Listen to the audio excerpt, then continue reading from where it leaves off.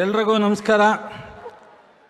ಈ ಒಂದು ಪದಗ್ರಹಣ ಸಮಾರಂಭದಲ್ಲಿ ವೇದಿಕೆ ಮೇಲೆ ಇರ್ತಕ್ಕಂಥ ಎಲ್ಲ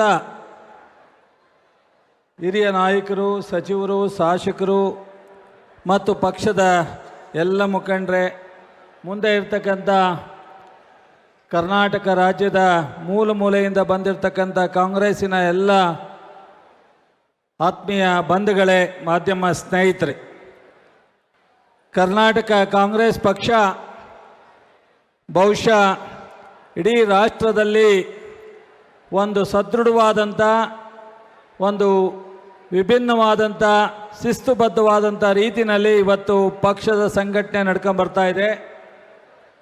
ಇವತ್ತು ಸರ್ಕಾರದ ನೇತೃತ್ವವನ್ನು ವಹಿಸಿರ್ತಕ್ಕಂಥ ಮುಖ್ಯಮಂತ್ರಿಗಳಾದಂಥ ಡಿ.ಕೆ. ಶಿವಕುಮಾರ್ ಅವರು, ಮಾಜಿ ಮುಖ್ಯಮಂತ್ರಿಗಳಾದಂಥ ಸಿದ್ದರಾಮಯ್ಯನವರು, ಇವತ್ತು ಪದಗ್ರಹಣ ಮಾಡ್ಕೊಳ್ತಾ ಇರ್ತಕ್ಕಂಥ ಹರಿಪ್ರಸಾದ್ ಅವರು, ಮೂರೂ ಜನ ಬಹುಶಃ ವಿರೋಧ ಪಕ್ಷಗಳಿಗೆ ನಿದ್ದೆ ತಪ್ಪಿದೆ. ಕಳೆದ ವಿಧಾನ ಪರಿಷತ್ತಿನ ಚುನಾವಣೆಯಿಂದನೇ ಅವರಿಗೆ ಇವತ್ತಿನ ನಮ್ಮ ಕರ್ನಾಟಕ ಸರ್ಕಾರ ಮತ್ತು ಕರ್ನಾಟಕ ರಾಜ್ಯದ ಪ್ರದೇಶ ಕಾಂಗ್ರೆಸ್ ಪಕ್ಷ ಈ ಎರಡರ ಕಡೆ ಅವರು ಬಹುಶಃ ನಿದ್ದೆಯನ್ನು ಕೆಡಿಸಿರ್ತಕ್ಕಂಥದ್ದು ಕಳೆದ 3-4 ದಿವಸದಿಂದ, ಒಂದು ವಾರದಿಂದ BJPಯ ಅನೇಕ ನಾಯಕರುಗಳು, ಜನತಾದಳದ ನಾಯಕರುಗಳನ್ನ ಮೀಡಿಯಾ ಮುಂದೆ ನಿಂತ್ಕೊಂಡಾಗಲೇ ನಮ್ಮೆಲ್ಲರಿಗೂ ಕಾಣುತ್ತೆ.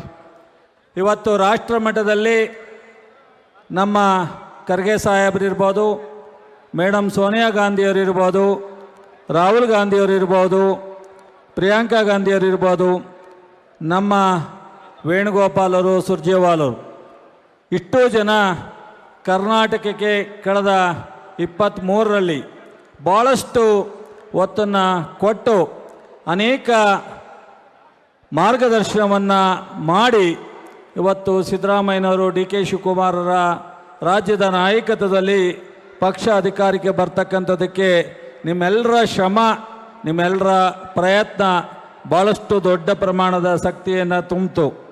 ಆದರೆ ಸರ್ಕಾರ 3 ವರ್ಷ 5 ಗ್ಯಾರಂಟಿ, ಇಡೀ ರಾಷ್ಟ್ರದಲ್ಲಿ ಗ್ಯಾರಂಟಿ ನಮ್ಮದಾದ ಮೇಲೆ BJPಯವರು ಬೇರೆ ಬೇರೆ ರಾಜ್ಯದ ಅನೇಕರ ಕಡೆ ಪ್ರಾರಂಭ ಆಯಿತು. ಆದರೆ ಎಲ್ಲೂ ಸಹ ಇವತ್ತು ಕರ್ನಾಟಕ ಸರ್ಕಾರ ನಿಭಾಯಿಸ್ತಾ ಇರ್ತಕ್ಕಂಥ ಗ್ಯಾರಂಟಿಯನ್ನು ಎಲ್ರಿಗೂ ತಲುಪಿಸ್ತಾ ಇರ್ತಕ್ಕಂಥ ರೀತಿಯಲ್ಲಿ ಯಾವುದೇ ರಾಜ್ಯ ಮಾಡಲಿಕ್ಕೆ ಸಾಧ್ಯ ಆಗಿಲ್ಲ. ಅನೇಕ ವ್ಯತ್ಯಾಸಗಳನ್ನ ನಾವು ನೋಡ್ತಾ ಇದ್ದೀವಿ.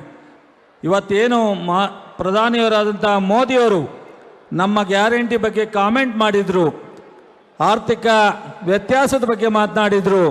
ಅವರೇ ದೆಹಲಿ ಮತ್ತು ಬೇರೆ ಬೇರೆ ರಾಜ್ಯಗಳಲ್ಲಿ ಗ್ಯಾರಂಟಿಯನ್ನು ಕೊಡಲಿಕ್ಕೆ ಪ್ರಾರಂಭ ಮಾಡಿದರು. ಆದರೆ ಅವರೆಲ್ಲರಿಗೂ ಆಶ್ಚರ್ಯ, ಇವತ್ತಿನ ಆರ್ಥಿಕ ಕರ್ನಾಟಕ ಸರ್ಕಾರ ನಿಭಾಯಿಸ್ತಾ ಇರ್ತಕ್ಕಂಥದ್ದು ಅಭಿವೃದ್ಧಿಗೆ ಒಂದು ಕಡೆ, 5 ಗ್ಯಾರಂಟಿ ಒಂದು ಕಡೆ, ಫೈನಾನ್ಷಿಯಲ್ ಡಿಸಿಪ್ಲಿನ್ ಒಂದು ಕಡೆ. ಇದನ್ನು ನೋಡಿ ಬಹುಶಃ ಅವರಿಗೆ ಏನೂ ಮಾತಾಡಲಿಕ್ಕಾಗದೇ ಇರತಕ್ಕಂಥ ಪರಿಸ್ಥಿತಿ ಅವ್ರ ಮುಂದೆ ಇದೆ. ಇವತ್ತು ನಮ್ಮ ಹೊಸ ಮುಖ್ಯಮಂತ್ರಿಯಾಗಿ ಒಂದು ವಾರದಲ್ಲಿ ಏನು ಅಧಿಕಾರವನ್ನು ತಗೊಂಡು ಇವತ್ತು ವಿದ್ಯಾರ್ಥಿಗಳಿಗೆ ಫ್ರೀ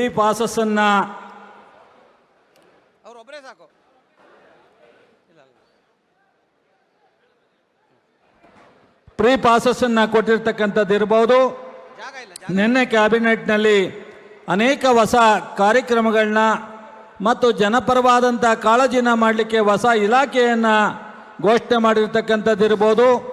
ಇವತ್ತೇನು ನಮ್ಮ ಮುಖ್ಯಮಂತ್ರಿಗಳಿಗೆ ಕಳೆದ 16 ವರ್ಷಗಳ ಅನುಭವ, ಒಂದು ಕಡೆ ಪಕ್ಷದ ಸಂಘಟನೆಯಲ್ಲಿ, ಒಂದು ಕಡೆ ಮಂತ್ರಿಯಾಗಿ ಕೆಲಸ ಮಾಡಿದ ಅನುಭವ, ಮತ್ತೊಂದು ಕಡೆ ಮುಖ್ಯಮಂತ್ರಿಗಳಾದಂಥ ಸಿದ್ದರಾಮಯ್ಯನವರ ಜೊತೆಯಲ್ಲಿ ಮಾಡಿದಂಥ ಅನುಭವ, ಇವತ್ತು ಈ ಒಂದು ಆಡಳಿತ ಮಾಡಲಿಕ್ಕೆ ಸಾಕಷ್ಟು ಅವರಿಗೆ ಒಂದು ಅನುಕೂಲವಾಗಿದೆ ಅನ್ನೋದನ್ನು ನಾವು ಕಳೆದ 10 ದಿವಸದ ಅವರ ಅನುಭವದಲ್ಲಿ, ಅವರ ಕೊಡ್ತಾ ಇರ್ತಕ್ಕಂಥ ಕಾರ್ಯಕ್ರಮದಲ್ಲಿ ಅವರು ಇವತ್ತು ನಮಗೆಲ್ರಿಗೂ ಅನಿಸುತ್ತೆ.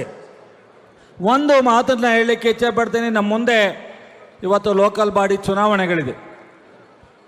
ಇವತ್ತು ಜಿಲ್ಲಾ ಪಂಚಾಯಿತಿ, ಗ್ರಾಮ ಪಂಚಾಯಿತಿ, ತಾಲೂಕು ಪಂಚಾಯಿತಿ, ಪುರಸಭೆ, ಪಟ್ಟಣದ ಗ್ರಾಮ ಪಂಚಾಯಿತಿ, ಕಾರ್ಪೊರೇಷನ್ನು, GBA ಇಷ್ಟೂ ಚುನಾವಣೆಯನ್ನು ನಾವು ಇವತ್ತು ನಡೆಸಬೇಕಾದಂಥ ಜವಾಬ್ದಾರಿ ಇವತ್ತಿನ ಸರ್ಕಾರ ಪಕ್ಷಕ್ಕಿದೆ.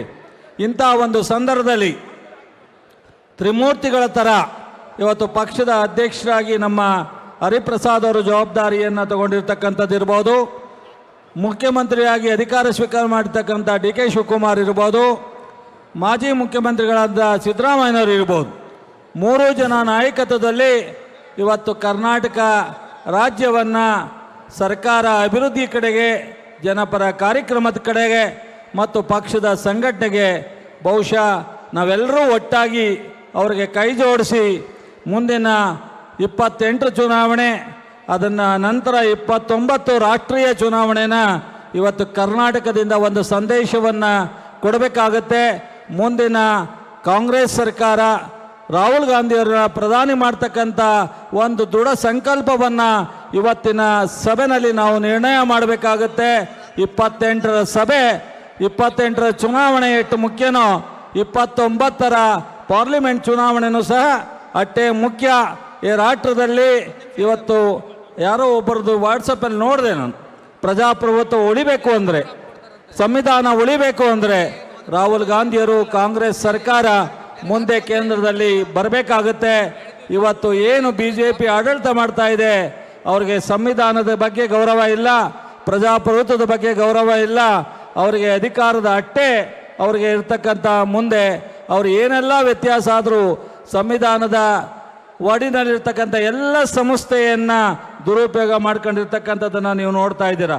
ಹಾಗಾಗಿ ಬಹುಶಃ ಇವತ್ತಿನ ಪದಗ್ರಹಣ 28, 29ರ ಚುನಾವಣೆಯನ್ನು ಸಂಕಲ್ಪ ಮಾಡಿ 3 ಜನ ನಾಯಕತ್ವದಲ್ಲಿ ಈ ರಾಜ್ಯದ ಜನರ ಏನು ಕಾರ್ಯಕ್ರಮಗಳನ್ನ ನಾವು ಕೊಟ್ಟಿದ್ದೀವಿ ಅದರ ಜೊತೆಗೆ ಅಭಿವೃದ್ಧಿಯನ್ನು ಸಹ ಮಾಡಿ ಜನರ ಆಶೀರ್ವಾದವನ್ನು ಪಡೆಯೋಣ ಅಂತೇಳಿ ಇವತ್ತು ಮತ್ತೊಮ್ಮೆ ಕೊನೆಯದಾಗಿ ನಾನು ಇವತ್ತು ಅಧಿಕಾರ ಸ್ವೀಕಾರ ಮಾಡ್ತಾ ಇರ್ತಕ್ಕಂಥ ಹರಿಪ್ರಸಾದ್ ಅವರಿಗೆ ಈ ರಾಜ್ಯದ ಜನತೆ ಪರವಾಗಿ ಅಭಿನಂದಿಸಿ ನನ್ನ 2 ಮಾತು. ಕರ್ನಾಟಕ ಪ್ರದೇಶ ಕಾಂಗ್ರೆಸ್ ಸಮಿತಿಯ ನೂತನ ಅಧ್ಯಕ್ಷರಾಗಿ ನೇಮಕಗೊಂಡಿರುವ ಹಾಗೂ ವಿಧಾನ ಪರಿಷತ್ ಚುನಾವಣೆಯಲ್ಲಿ ಜಯಗಳಿಸಿರುವ ಹಿರಿಯ ನಾಯಕ BK ಹರಿಪ್ರಸಾದ್ ಅವರಿಗೆ ಹೃತ್ಪೂರ್ವಕ ಅಭಿನಂದನೆಗಳು. ಶುಭ ಕೋರುವವರು ಶ್ರೀಮತಿ ಸಂಧ್ಯಾ ಮಂದಾರಿ, INTUC ಮಹಿಳಾ ರಾಜ್ಯಾಧ್ಯಕ್ಷರು ಹಾಗೂ ಜೀವನ್ ಸಂಧ್ಯಾ ಫೌಂಡೇಶನ್ ಸಂಸ್ಥಾಪಕ ಅಧ್ಯಕ್ಷರು, ಬೆಂಗಳೂರು.